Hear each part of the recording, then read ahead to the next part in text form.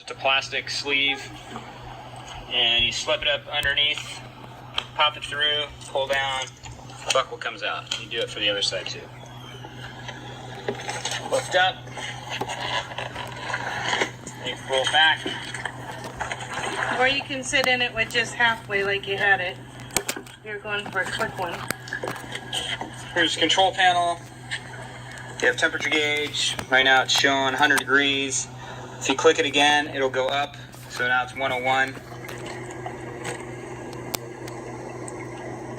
And then if you click it again, it'll go down. So click it first to go up, and then let it pause, and then click it again, it'll go down.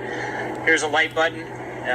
Different colored lights will transition throughout the time you're in there, or you could freeze it, hit it again, and the light should stay on. In other words, they change from one color to the other color, or hold it at one color. Yep. Jets, pretty much do the front part of the hot tub. Jets, go, you stop it, and then options. The back side of the jets will scream out, and you can run both.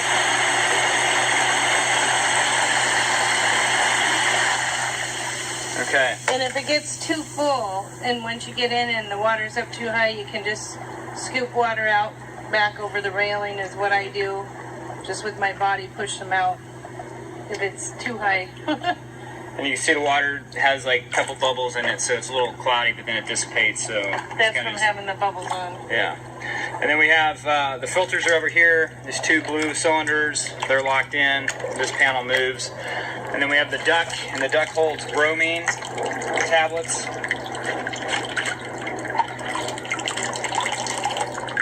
Which I'll add some. To test the chemicals, you take your test strips. So we use bromine, not chloride or chlorine. So you have your purple scale is for the bromine, the alkalinity is the next one down, pH, and then the calcium hardness. You take one strip.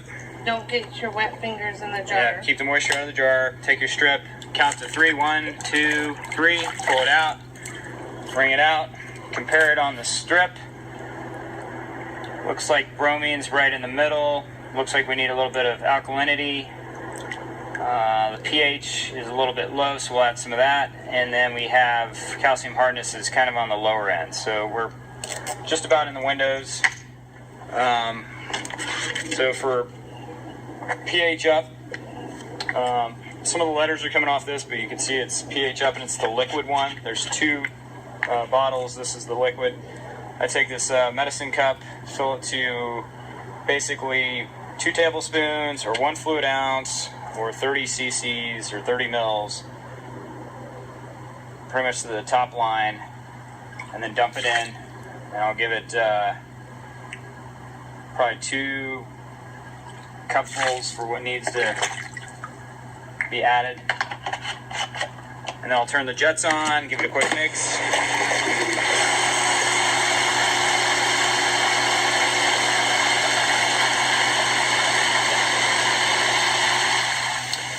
And then I'll take the alkalinity up, which is a powder with the big fat yellow cap. And it gets kind of clumpy, but ballpark, I'll fill it up 2 cupfuls.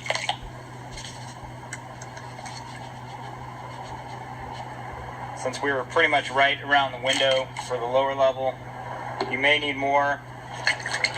Just rinse out the cup, turn the jets back on.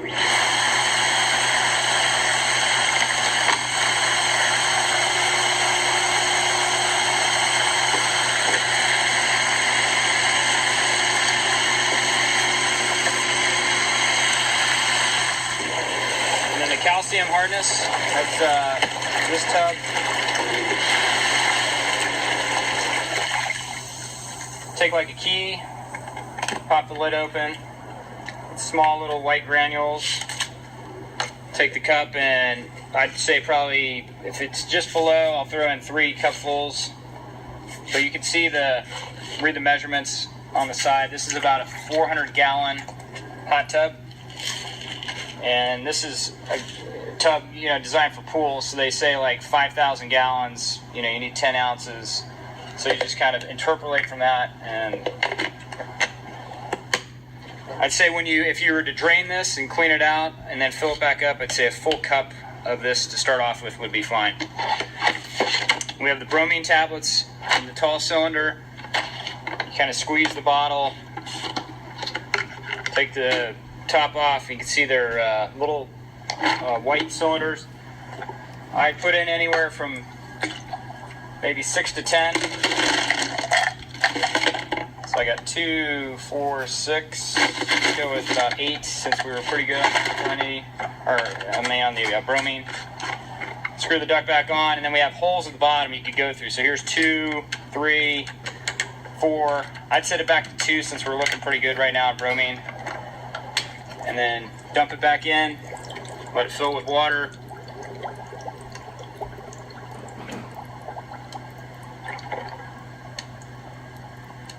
And then the duct is free floating and it just floats in there the whole time.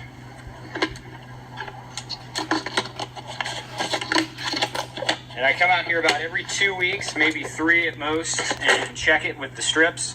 Sometimes I don't need to add anything. Sometimes I need to add all 4. Like today, we were just a little bit below. The bromine looked pretty good, but the duct was empty, so it was going to need bromine anyway. And that's about it. We have some other OxyShock in there, some chlorine, which we don't even need that. I'll probably just throw it away. Yeah, throw it away. pH decreaser, say your pH is too high.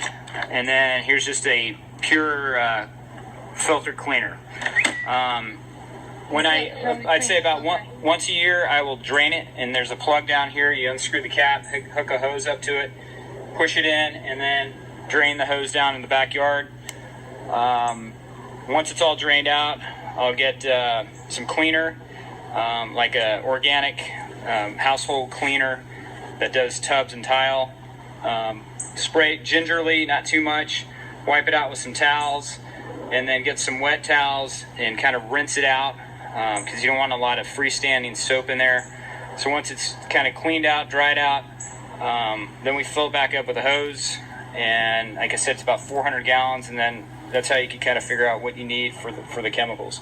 For the filters, you kind of unscrew them out. So there's little kind of cylinders on the top. You twist it out, and then what I've done before is taken the filters up to the shower, take the shower head off, and then kind of spray them out. You can use this cleaner as well to spray into the filter, rinse them out, take them back, screw them back in, and you should be good to go. So you just rinse them with the shower head and then clean it with the cleaner, rinse it, and then put them back in. The jets are adjustable. There's a couple knobs up there. They'll turn on a waterfall in the middle. The other ones control how much air comes out. Pretty user-friendly and pretty obvious to use. And that's about it for the hot tub.